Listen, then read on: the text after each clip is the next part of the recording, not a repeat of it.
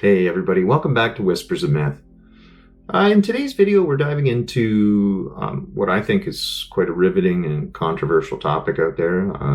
Recent UFO hearings, I guess from the summer. I kind of want to talk about that. The real high-profile UFO hearings that have kind of sent ripples through the community. A lot of shocking revelations from David Grush. So, put your seatbelt on, buckle up, because we're going to kind of go over the UFO hearings, what was said, what wasn't said, the importance of the matter, just showcasing some of the pivotal clips from the hearing itself to really get into the heart of the matter. So anyway, recently, key figures like Senator Luna, Representative Burchett, Grush, Commander Fravor were brought together to testify about unidentified aerial phenomena, UAPs, UFOs, whatever you want to call them. The atmosphere, if you haven't watched it, was super tense. Stakes were super high, and the testimonies were, I think, probably the most shocking I've ever heard in this field. And I've been following it since I've been about 8 years old. So let's talk about Grush. Former Pentagon employee and Commander Fravor as well, retired U.S. Navy pilot. They shared their experiences. They shared their insights, which hinted at something really crazy and super weird. Both witnesses described encounters with objects that literally defied conventional physics, technologies far beyond our current understanding, at least to my knowledge. What about G-forces? Let's talk about G-forces of those vehicles. Could a human survive those G-forces with known technology today? No. No, not for the acceleration rates that we observed. Okay. What about what they look like? How close did you get? Did you see a seam or a rivet or a section? And what I mean is, obviously, the jets you're flying have all those things. Did these objects have those? Do you want to go, Ryan? I didn't have the detail to be able to tell that. So we got within a half mile of Tic Tac, which people say that's pretty far, but in airplanes, that's actually relatively close. No, it was perfectly white, smooth, no windows, although when we did take the original FLIR video that is out there, when you put it on a big screen, it actually had two little objects that came out of the bottom of it. But other than that, no windows, no seams, no nothing. This is for any one of you. Based off of each of your experiences and observations, do you believe UAPs pose a potential threat to our national security? Yes, and here's why. The technology that we faced was far superior than anything that we had, and you could put that anywhere. If you had one, you captured one, you reverse engineered it, you got it to work, you're talking something that can go into space, go someplace, drop down in a matter of seconds, do whatever it wants, and leave, and there's nothing we can do about it. Nothing. Yes, the objects that are being seen by commercial pilots are performing maneuvers that are unexplainable due to our current understanding of our technology and our capabilities as a country, and that applies for the military as well. Mr. Ferrer? Yeah, I concur with that. We have nothing that can stop in midair and go the other direction, nor do we have anything that can, like in our situation, come down from space, hang out for 3 hours, and go back up. Thank you. My last question, and sometimes I know that you have also said some of these answers in the past, but we're trying to get them on the public record as well, which is really important. Mr. Grush, finally, do you believe that our government is in possession of UAPs? Absolutely, based on interviewing over 40 witnesses over 4 years. And where? I know the exact locations, and those locations were provided to the Inspector General, and some of which to the intelligence committees. I actually had the people with the firsthand knowledge provide a protected disclosure to the Inspector General. Mr. Graves, again, I'd like to know, how do you know that these were not our aircraft? Some of the behaviors that we saw in a working area, we would see these objects being at 0.0 Mach, that's zero airspeed, over certain pieces of the ground. So what that means, just like a river, if you throw a bobber in, it's going to float downstream. These objects were staying completely stationary in Category 4 hurricane winds. These same objects would then accelerate to supersonic speeds, 1.1, 1.2 Mach, and they would do so in very erratic and quick behaviors that I don't have an explanation for. Absolute performance. It was. And you're not aware of any other objects that anybody in the world has, in this world, that has those capabilities? No, I think it's far beyond actually our material science that we currently possess. But, here's where it gets really intriguing or weird. Throughout the hearing, there was this like palpable sense of something bigger, like an undercurrent of urgency, secrecy. Participants like Luna and Burchett, they pressed on with the notion that there are gatekeepers. I thought they were the government. Apparently, there's another government that apparently runs this stuff. Do you have any personal knowledge of people who have been harmed or injured in efforts to cover up or conceal these extraterrestrial technology? Yes. So who gets to decide this, in your opinion, in the past? It's a group of career senior executive officials. Okay, are they government officials? Both Or- in and out. Do what? Both in and out of government, and that's about as far I as I got can you. go there. Yeah. All right. Mr. Grush, as a result of your previous government work, have you met with people with direct knowledge or have direct knowledge yourself of non-human origin craft? Yes, I personally interviewed those individuals. Mr. Grush, as a result of your previous government work, have you met with people with direct knowledge or have direct knowledge yourself about ATs, advanced technologies that the U.S. government has? Based on conventional advanced tech, I was briefed to the preponderance of the Defense Department's both space and aerospace compartmented programs, yeah. Do you have knowledge or do you have reason to believe that there are programs in the advanced tech space that are unsanctioned? Yes, I do. For the record, if you were me, where would you look? Titles, programs, departments, regions, if you could just name anything. And I put that as an open question to the three of you. I'd be happy to give you that in a closed environment. I can tell you specifically. Thank you. I was informed in the course of my official duties of a multi-decade UAP crash retrieval and reverse engineering program, to which I was denied access to those additional read-ons when I requested it. I made the decision, based on the data I collected, to report this information to my superiors and multiple inspectors general, and in effect becoming a whistleblower. As you know, I've suffered retaliation for my decision, but I am hopeful that my actions will ultimately lead to a positive outcome of increased transparency. So, why are they withholding crucial information about UFOs?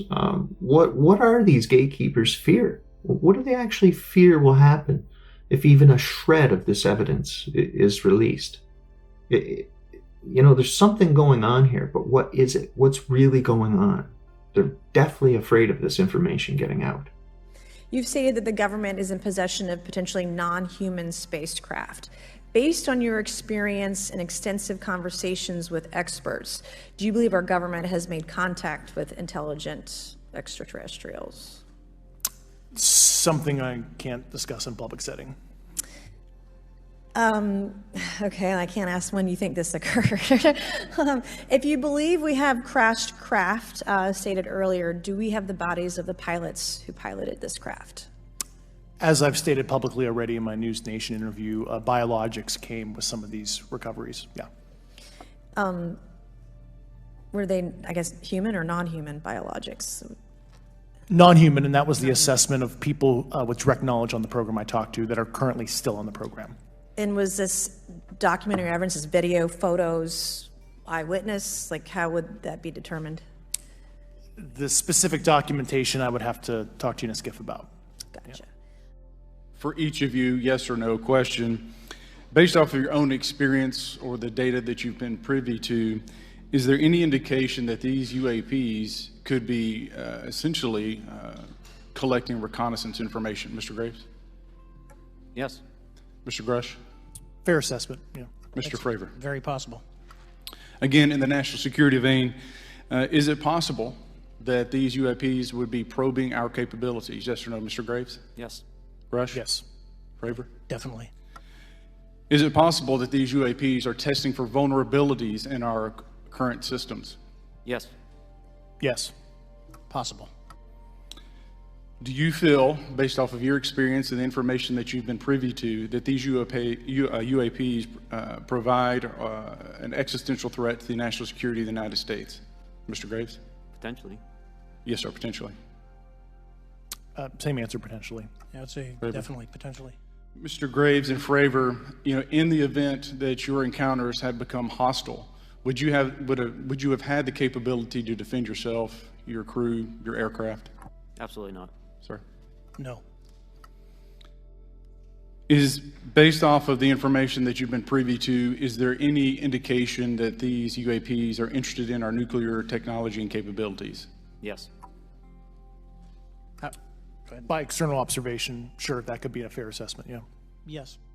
Mr. Grush, I might have asked this before, but I want to make sure. Do you have any personal knowledge of someone who's possibly been injured working on legacy UAP reverse engineering? Yes. Okay. How were they injured? Is it something like a radioactive type situation or something we didn't understand? I've heard people talk about Havana syndrome type incidences. What was your recollection of that? I can't get into specifics, but you can imagine assessing an unknown unknown. There's a lot of potentialities you can't fully prepare for. I mean, the fear itself, it was, outlined in the hearing, revolves around the potential consequences of revealing that human beings are not alone, or really aren't the most technologically advanced entities around or anywhere near this planet. I think that revelation would have a serious implication on global security. Obviously, our understanding of physics and even the very fabric of human society itself. I mean, what is it telling us? The whole narrative we've been told our entire life is false. It's fake. And there's another story to explain it. But we don't know what the story is. That's quite confusing. So, the economic and political implications, they're huge, but think about it. Energy, technology, defense, those industries could be turned upside down. If technologies beyond our current explanation were suddenly revealed, maybe they had been already, years and years ago. But why are they still keeping it a secret? Mr. Grush, why is it that you refer to the phenomenon as non-human intelligence? Why deviate from the basis of extraterrestrial life? I think the phenomenon is very complex, and I like to leave an open mind analytically to specific origin. When you say specific origin, are you referring, can you elaborate on that for those that might not? If it's a traditional extraterrestrial origin or something else that we don't quite understand from either a biological or astrophysics perspective, I just like to keep an open mind on what it could be, My next question would actually be for Mr. Graves. Can you please explain to me in detail the event that occurred at Vandenberg Air Force Base? Certainly. In the 2003 timeframe, a large group of Boeing contractors were operating near one of the launch facilities at Vandenberg Air Force Base when they observed a very large 100-yard sided red square approach the base from the ocean and hover at low altitude over one of the launch facilities. This object remained for about 45 seconds or so before darting off over the mountains. There was a similar event within 24 hours later in the evening. This was a morning event, I believe 8:45 in the morning. Later in the evening, post-sunset, there were reports of other sightings on base, including some aggressive behaviors. These objects were approaching some of the security guards at rapid speeds before darting off. And this is information that was received through one of the witnesses that have approached me at Americans for Safe Aerospace. Satellite imagery. Let's talk about satellite imagery. We have satellites all over the place, some that we're aware of and many that we're not aware of, right? We're taking pictures of everything at every point and second. Mr. Grush, are you aware, do you have direct knowledge, or have you talked to people with direct knowledge that there are satellite imagery of these events? That was one of my primary tasks at NGA, since we process, exploit, and disseminate that kind of information. I've seen multiple cases, some of which, to my understanding, and of course I left NGA in April, so that's my information cutoff date. But I personally reviewed both what we call overhead collection and from other strategic and tactical platforms that I could not even explain prosaically. And I have a degree in physics, by the way, as well. And I am aware that you guys have not seen these reports, unfortunately. And I don't know why. So this could be why. It was kind of suggested during the hearing that those in the know might believe that keeping such secrets, at least for now, is safer than dealing with the chaos of disclosure. I know there's a lot of people that think that if they did come out and tell us that, we've been communicating with them, here's the bodies, here's the craft, a lot of people in the know or that have been in this field for a long time would agree that it would cause no issues, but there's a vast swath of the population that would simply go Looney Tune. I believe that for sure.